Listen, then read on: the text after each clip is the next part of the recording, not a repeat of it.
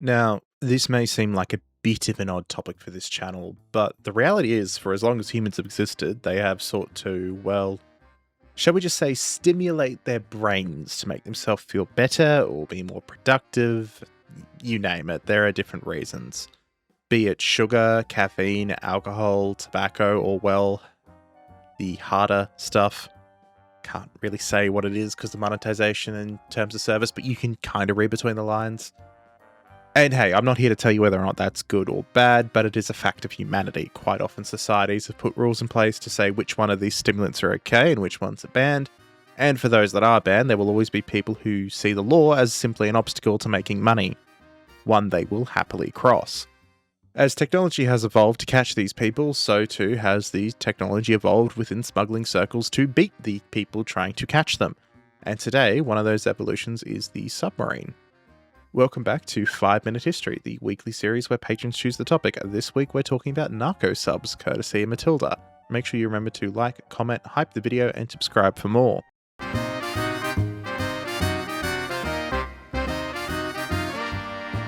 Narco submarines aren't entirely new, nor is attempting to smuggle illegal narcotics across borders underwater. In fact, as far back as the 1970s, the Medellin cartel was attempting to smuggle narcotics deep in the hulls of cargo ships, or even in pipes attached to the hulls.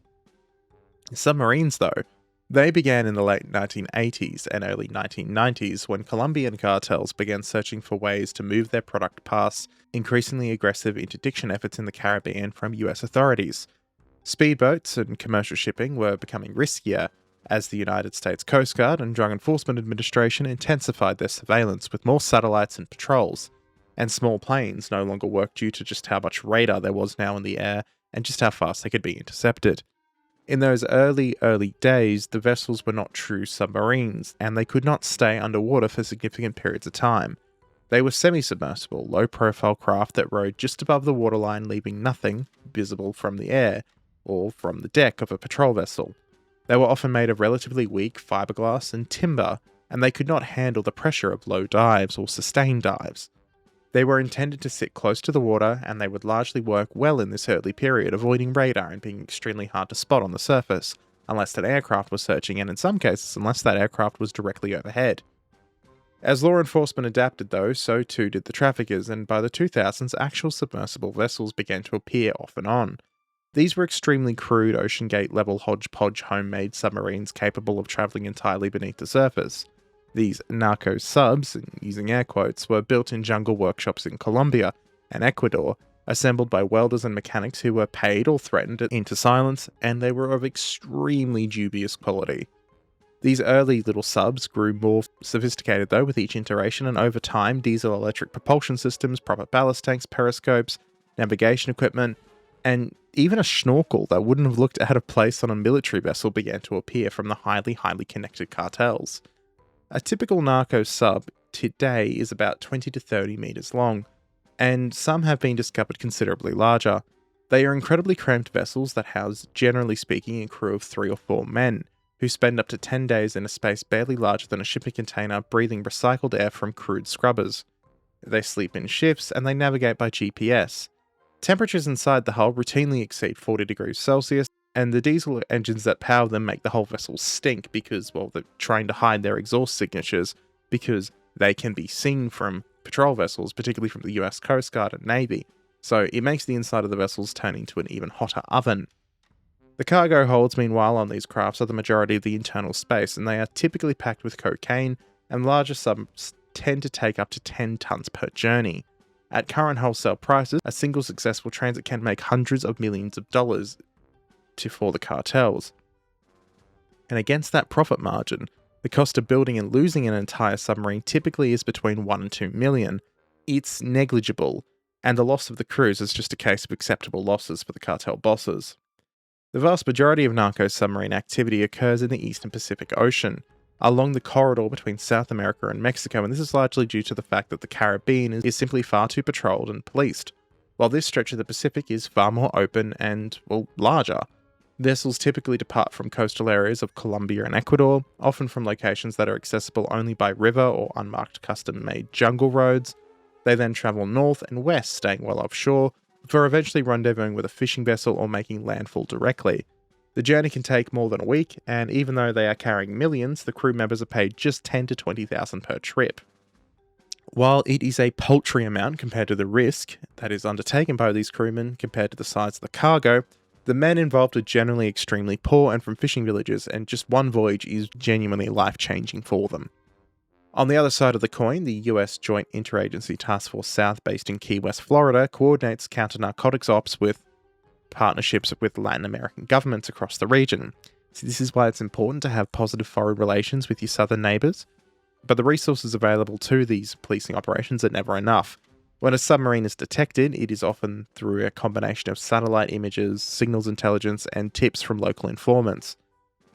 The US Coast Guard or nearby Latin American or US Navy vessels will then be deployed to give chase and force the submarine to the surface, where a boarding party can take control of the crew and destroy the cargo. Narco submarines are hard to find but not impossible. See, their diesel engines produce a distinctive acoustic signature that can be detected by hydrophone arrays and submarine hunting aircraft. They emit small thermal signatures too that can be picked up by infrared sensors, and they're most vulnerable when they're using their snorkels to recharge their batteries due to the heat they give off. This is where patrol aircraft such as the P-8 Poseidon come into their own. When a submarine is intercepted, the crew typically has a choice: surrender or scuttle. Scuttling is common. Crews are trained to open the ballast tanks and sink the vessel, deliberately destroying the evidence before law enforcement can board. This creates a legal problem though, since prosecuting crew members becomes harder without physical evidence of the cargo. Several countries, including the United States, have now made specific legislation that criminalizes even operating a submersible vessel with intent to evade detection, which makes the act of traveling in a narco submarine itself a criminal offense, and so they don't have to find the cargo to actually arrest these people. Despite all these legal tools, convictions are relatively rare compared to the scale of the traffic, with many crew members just being low-level operatives with little knowledge of the broader organizations, which means that even if you arrest them, they really don't do much, even if they cooperate and tell you everything. And of course, if they do cooperate, they know what faces them when they get home, and generally that's enough to shut them up and keep them silent, particularly when you consider what can happen to their families. Make no mistake though, these submarines are not just limited to Latin American cartels. See, recently in 2019, Spanish authorities intercepted a fully functional submarine off the coast of Galicia in northwest Spain, carrying 3 tons of cocaine. This submarine had, I kid you not, made a transatlantic crossing from South America. Funnily enough though, there's actually a risk of these cartels buying former military vessels. See, over a decade ago, the aged and rusting hulk that was the former Oberon-class attack submarine HMAS Otama was briefly listed for sale on eBay by the Maritime Society that owned it. Otama stayed listed for a very short time before the Australian government stepped in and basically said, what the hell are you doing? And removed it. Otama was then later sold for scrap, and if you ever are in Australia, we have actually kept her sisters Onslow and Ovens in Sydney and Perth respectively, so you can actually see what the Otama would have looked like. And in the hands of the cartel, the Otama would have, well, she would have been able to transport billions of dollars of product, put it that way. Now, this video had one other request, and it was, how would I improve these submarines, which is a little wild and very on brand for Matilda. I have thought about this for about a year since he made this request, and I've come to a simple conclusion. Just buy a Russian submarine. No, don't laugh. I'm serious. A couple of decades ago, the Russian military was selling absolutely everything to raise capital. Hell, a Japanese cult called Aum Shinrikyo undertook a massive terrorist attack in Tokyo. They had bought at least on a helicopter off the Russian army and very nearly bought a submarine. It is not hard to imagine that cartels could very easily waltz up to Moscow and say, hey, you know those hundreds of Foxtrot and Mike Diesel class subs you've got laying around, or Cuba even? Well, what if we give you a couple $100 million in hard currency? You can't tell me Moscow would not make that trade.